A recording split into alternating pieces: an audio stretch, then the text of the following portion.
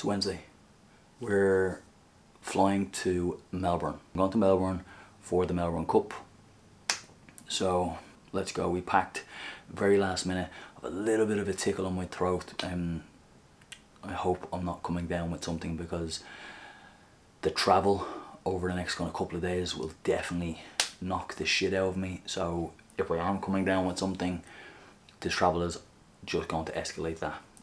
But anyways, fingers crossed that we're not. And it is the 1st of November, so I did kind of shave everything and just leave the mustache. And that's my alarm to tell me to leave. So let's head to the airport.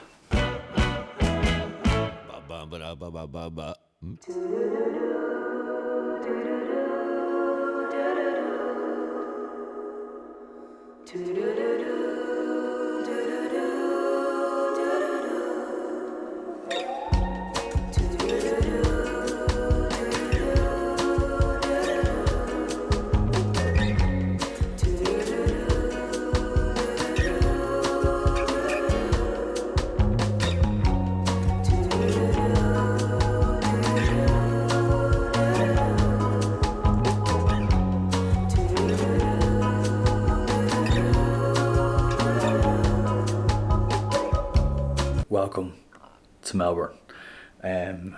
Shall we do a little room tour really quick? I've just done it on my Instagram, but I'll obviously redo it for the vlog. You'll just ignore the luggage, which I've not unpacked yet, which I'm going to do now before I get some sleep, because I want to hang up my suits and stuff to make sure they're nice and prim and proper for the coming days, for all the race weeks. So if I flip you around, where it's less of me and more of the room, we have a kind of couch lounge situation there. That Kit Kat cost $6. Then we have a dining situation.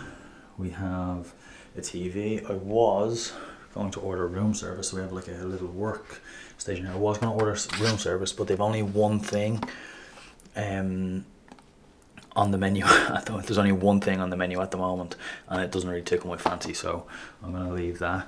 We have a little safe in there. We've little kitchen set up. We have like a mini bar. We'll see some cold drinks and stuff in there.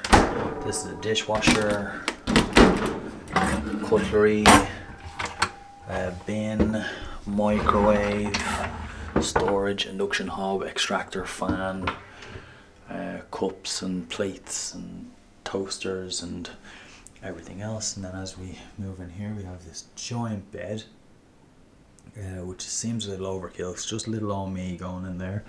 We have another TV there. We have a little chaise longue situation here. Looks like someone's been standing on it. Would show you the view, but it's like 2 a.m. here, so it is dark outside. Then we have the bathroom situation. This is the closet, which has ironing board, which is absolutely essential, and then your typical robes and hairdryer. I do always travel with my own hairdryer, but it's always nice to have one there anyway. So this is like a nice little multi-mirror setup, some nice fancy amenities, all that sort of stuff. And then in there is where the magic happens, and that's where the other magic happens. And by magic I mean absolutely nothing at all. So that is my room, staying in the Stamford, which is obviously here in Melbourne. Where else would it be? So now I'm going to have this can of Coke, which costs $7. It's a good thing that I like the taste of this stuff, because $7 for a can of Coke is extortion. I was just talking to my brother there. It's yesterday back in Ireland. These time zones are still messing with my head, but we're going to go down to Harry's restaurant here in the hotel and get breakfast. Breakfast is on till 10:30. It's now 8:05, so we're going to go down and get a bit of breakfast. And technically we have a bit of a free day today, so cameras are charged up. The guys landed in late last night, so arrange a plan of action with those, and yeah, see what we got up to. See see where the day takes us. Anyways, let's do breakfast.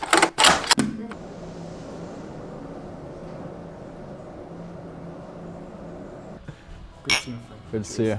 With the days, some of the days they have the particular kind of, it's not dress code anymore, it's more of a maybe Rough guidelines. Yes, rough guidelines. Like for tomorrow, for example, it's going to be more black and white, the Derby Day.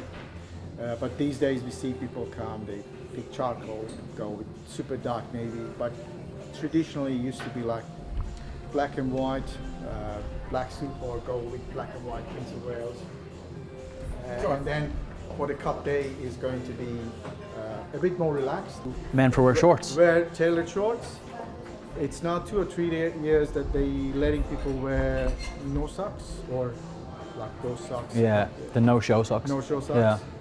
Yeah. But you have more freedom. You can be more creative, be more flamboyant, and having a like cornflower bottomier or something. Yeah. That color is like a trend of. So it almost becomes a hybrid, because obviously the Kentucky Derby is very much expression. You see guys wearing suits made out of ticket stubs, Yep. and really flamboyant hats. And then we go to Ascot, which is obviously morning wear, and it's super strict. And now the Melbourne Cup is obviously almost like a hybrid between those Correct. two, Yeah. which is really good because Somewhere in between. of yeah, those two. which is nice because we want men to be able to express themselves, but we still want it to have that element of elegance. So not only high-end brands, obviously, if you're a made-to-measure service there as well. We have made-to-measure service, and hello guys. How you doing? We have made-to-measure service with Tom Ford, Brioni, Ricci, Lardini, Caruso. So quite a few options there Yeah. for the different brands that will offer different cuts and different styles. Exactly. Called O'Connor, and this was developed for Bond movie, which we still have it. There are some few O'Connor pieces because they are kind of featured in Bond's movie. We have still demand for it, but that's for us is the. And then this is obviously a tree roll too. Yeah, that's so a tree roll. This is the first time Tom Ford did that, and also the buttonholes. yeah. Instead of 5, he did 4 on this one. Shoulder seam is slanted towards the back of the shoulder, and when you look from the front, you just see a yeah, you single just block see, of fabric. yeah, It's you just see the fabric. There is no distraction there. That's what. Again, another tiny detail, but it makes a big difference. Mr. Ford's range. So for me, an outfit is not complete without a scent. So can you talk about how you would marry those two together? Apart from those personal preferences, some people like woody notes, some people like floral notes. Apart from those, I will try to get some accents from the day, the event, and also elements of the outfit. Developed based on his workshop, based on his what he used to do. He used to make machinery. He had little workshop, and these are the things that the notes that you get from his workshop. Lots of wood shading. He used to smoke, so I put tobacco. A bit of tobacco in there, which you So can... it has a hint of masculinity in it. And then like for hot and summery day, that's my take on Australia's beaches. So it's good. Yeah. So when you're going to try out your scents, generally they'll provide with some coffee beans. So this helps you cleanse your nose, so you can smell multiple scents without kind of any cross-contamination, so to speak. So you can get a real solid scent for the scents.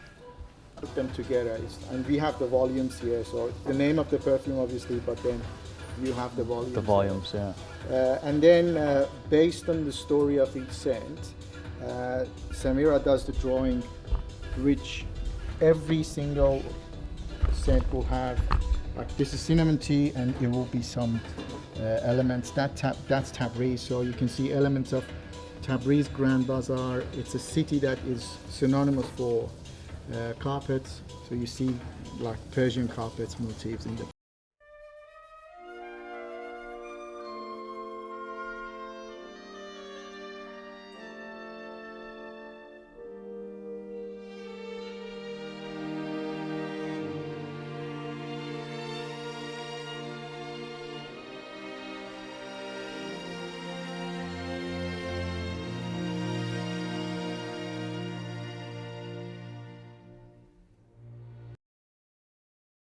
So that is the end of day one. It has been a long day, but a fun day. Got to meet so many lovely people. To the people that came up and said hello and that they were a fan of my Instagram and my TikToks, it is greatly appreciated. But now it is time for bed. Tomorrow we have a day off, and then for the rest of the week it's a pretty busy schedule. So to be nice to people, be nice to yourself. I love you guys. Goodbye.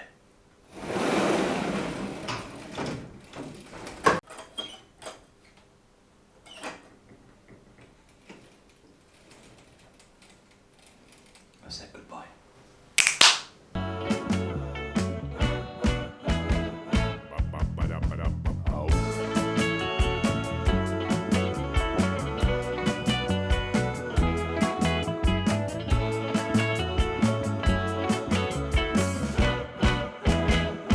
Ba ba ba ba ba ba ba.